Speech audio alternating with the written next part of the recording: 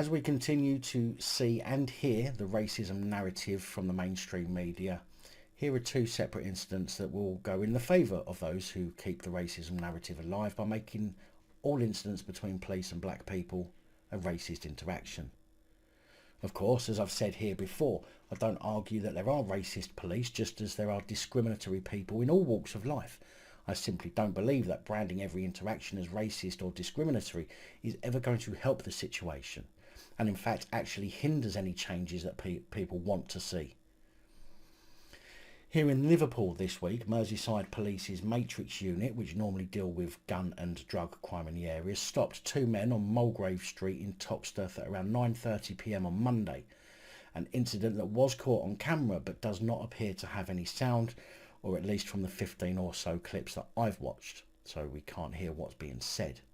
The footage shows two young men being stopped at gunpoint in what's been said to have been a response to a report of a man who was seen carrying a gun in the nearby area, and that one of the men in the video matched the description the police had been given.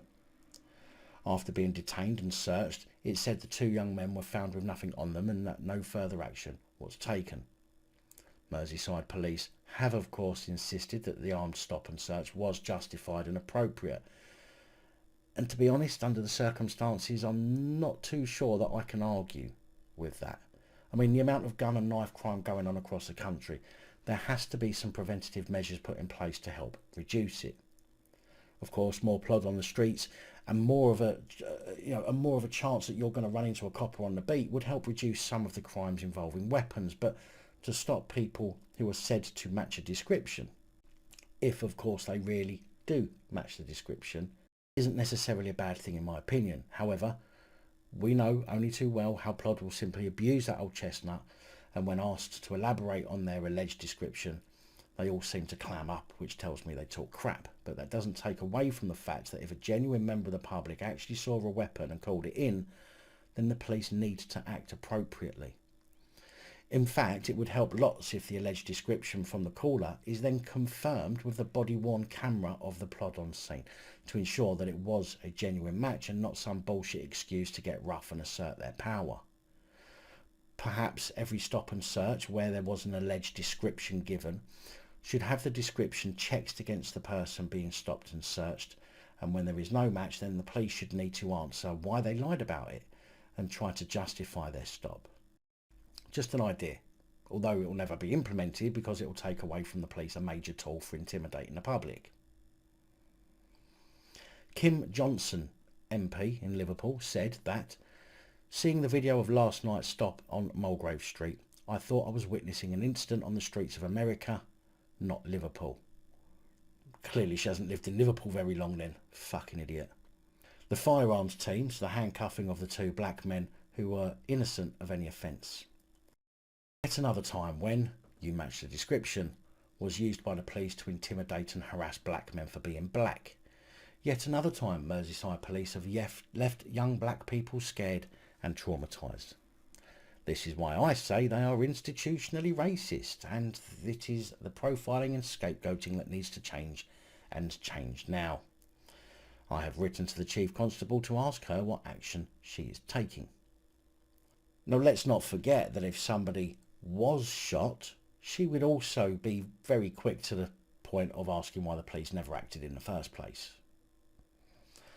The local newspapers have also reached out or quoted what they call community leaders, as well as Kim Johnson, who's described as Liverpool's first black MP, so obviously she feels a need to push the agenda for the black people of the county, and also people or organisations which include Calmo Youth Development Group, which promotes the development of young Somali people, and the Granby Somali Women's Group, which said an incident has happened where two young individuals were harassed by the police on Mulgrave Street, where reports stated that they were armed and later claimed it was mistaken identity.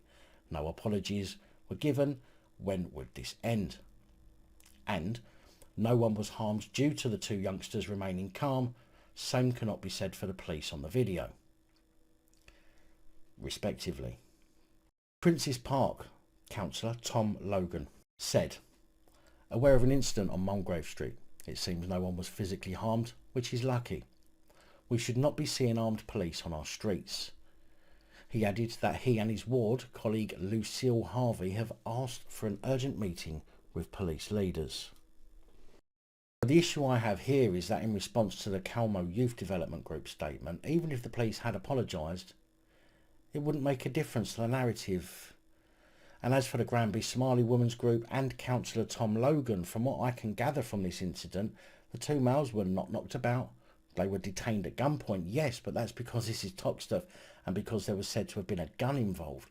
But considering the stories of police interactions we've covered for some time, this appears to be a pretty run-of-the-mill interaction which hasn't left anyone injured or worse.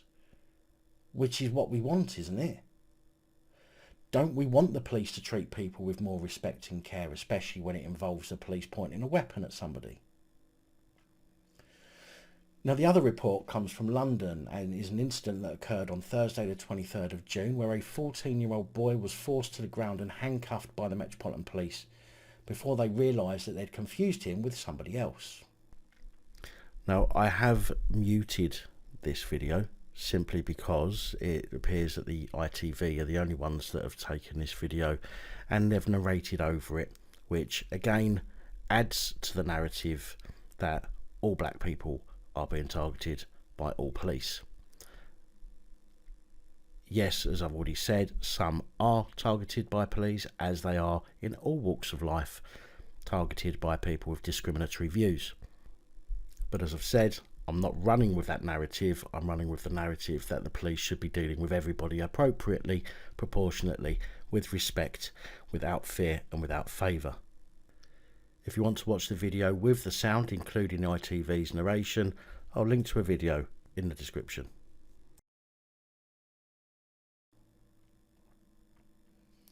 "14-year-old De-Shaun Joseph was stopped and handcuffed by the Met's finest after he was believed to have matched a description of a black youth in a blue hoodie wanted in connection with a nearby robbery, even though he was wearing a grey jumper over his school uniform, not a blue hoodie.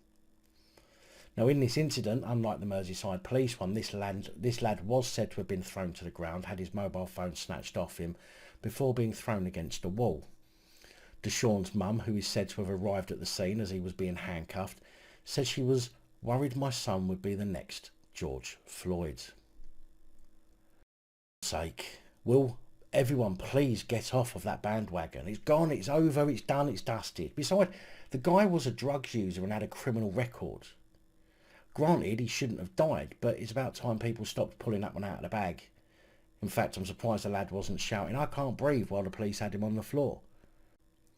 Now, I'm not for a moment saying the police were right here. Clearly, the description didn't match the person they were looking for, and I find it hard to believe that Fourplod can't restrain a 14-year-old boy without handcuffs and tossing him on the floor unless there's something about police training that we're not being told about.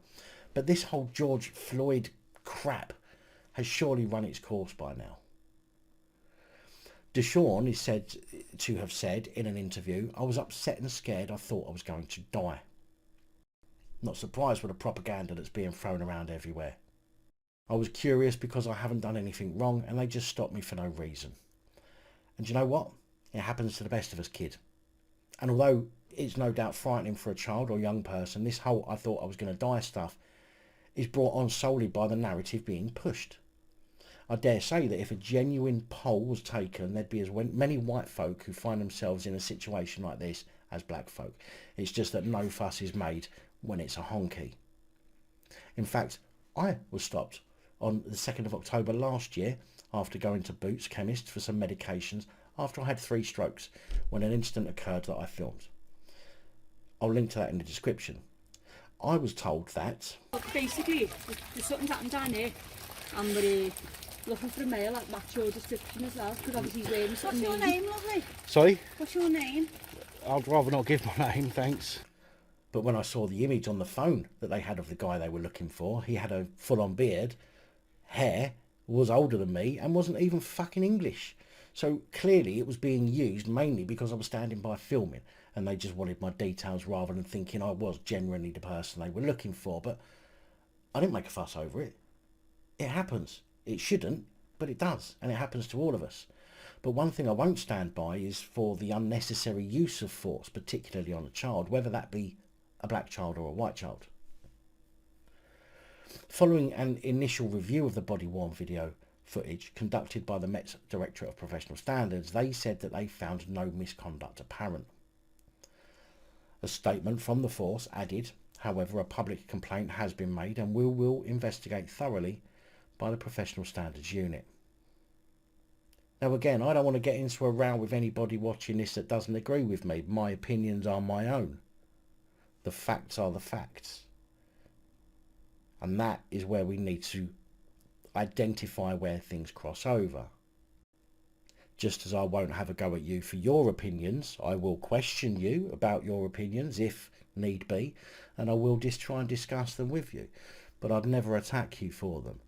In my view, this is going to get a lot worse as more and more people use the racism card when they get stopped by the police. But one thing, as I said, I will not stand for and I will not abide by is the use of disproportionate force on anybody who doesn't deserve that use of force used against them.